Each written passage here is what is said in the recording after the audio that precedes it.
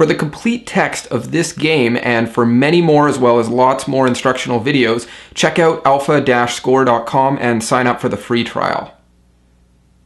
So in this game, we've got a series of 7 voyages. So our ship Freedom is going to be going on 7 voyages over a period of 7 weeks, back to back. So those are our placeholders, and right away when you're reading the first 2 sentences in this game, you're being told, here are your placeholders, you want to get them down right away. So we put down our 7 lines, 1, 2, 3, 4, 5, 6, 7. Make sure you've got your 7 lines. You can number the start and end, or even each one if you want, 1 through 7. So those are our placeholders. That's where we're going to be putting our entities. Our next step is we're given our entities, and those are the pieces that you're going to be putting into those placeholders.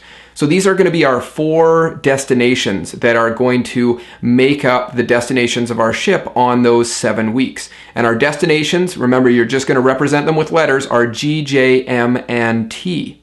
And then we're given a crucial piece of information. So we've got our placeholders, we've got our entities, but you can't forget the frequency at which those entities occur. And we're told that you have to visit each location at least once. So right next to your entities, you want to put down a minimum of once. So that's the minimum number of times we can use each one of these entities. Each one, G, J, M, and T, has to occur at least once. And if you want to look for your maximum, it's not specified there, but we're going to be filling out 7 weeks with these 4 entities.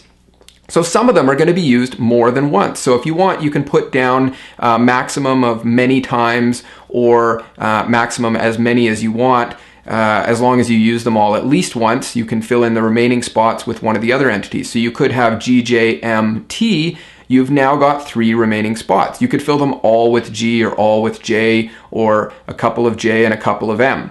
But point is, you want to make note of the frequency that these entities are going to occur. So you've got a minimum of once, they have to occur at least once each, and a maximum of many times, or they can be used up to many times. Now, as we get into the rules of the game, that might restrict how many times we can use them or give us some specific numbers, but we haven't gotten there yet. So for now, we've got a minimum of once, a maximum of many times, and we're ready to go on and take a look at the specific rules for this game. So now that we've got the basic setup of our game, we're ready to go in and add in the rules for this game. And our first rule is a very simple one. It just tells us that Jamaica is not going to be our destination in week 4. So very simply, underneath the line for week 4, you want to put in Jamaica, or J, with a slash through it, just representing that it cannot go there. Now, don't put it above the line, because that fills in the spot. And we still need room to put something else in there. It could be a T or an M or a G. All we know is it's not going to be a J. So keep your not rules below the line so that you still have room to fill in that spot. So there we go. We've got our first rule represented. Now we go into our second rule, another simple one. Trinidad is going to be the destination we go to in week 7. So this one you can put right on the line because we're filling it in. It's my favorite kind of rule. Very simple. Just plug it right in there. T in week 7. Put that right in the line there. Looking at our third rule, we know that we're going to have 2 M's, and somewhere in between them we're going to have at least 1 G. So put down your 2 M's with a little bit of space between them, and then somewhere in between we're going to have G. Now you want to represent that we don't know exactly where between them, or the 2 M's, that G falls. It could have any number of other entities surrounding it. There could even be other G's in there. So we've got the M's on either side, the G in the middle, and just put some dotted lines between the G and the 2 M's so you can see that you could fill in other entities in there. And this is as close as possible to representing what it's actually going to look like when you plug it into your diagram. And that's always what you want to be striving for with your LSAT logic game diagramming rules, is creating a little puzzle piece that looks just like it's going to look like when you drop it into your diagram. So you can literally pick it up in your mind's eye and drop it right into that diagram, and it fits in nicely. So we've done that with this rule. We're ready to move on to the next one.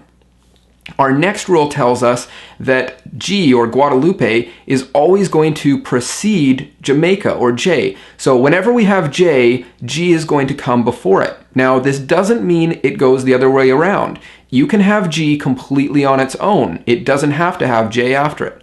But you can't have J on its own. Whenever you have J, you're going to find G right before it. So this comes down to a basic formal logic, or if-then statement, or conditional statement, all meaning basically the same thing. So what we can say is, if you have J, then you're going to have GJ. So whenever you have J, you're immediately going to put G before it. And you can't reverse this and say if you have G, then you have GJ. It's just if you have J, then you have GJ. So don't mix up your formal logic statements. If you're not sure how this works, check our lessons on formal logic, if-then statements, and conditional statements, and the contrapositive. So we've got that rule. Now going on to the last one.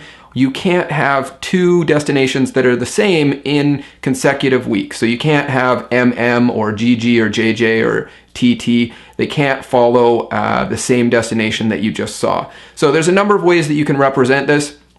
You can put down no XX, representing no two destinations that are the same following each other, or you can put XX together with a little slash through them. Either one works, and I'm sure you can come up with other ways to represent it. The key here is that you represent it in a way that's very clear to you. So either one of these should work, and I would encourage you to use one of them, and it represents that you can't have two destinations the same back to back. So now we've got all of our rules represented in our diagram, and we're ready to move on and take a look at our questions for this logic game. For the complete text of this game, and for many more as well as lots more instructional videos, check out alpha-score.com and sign up for the free trial.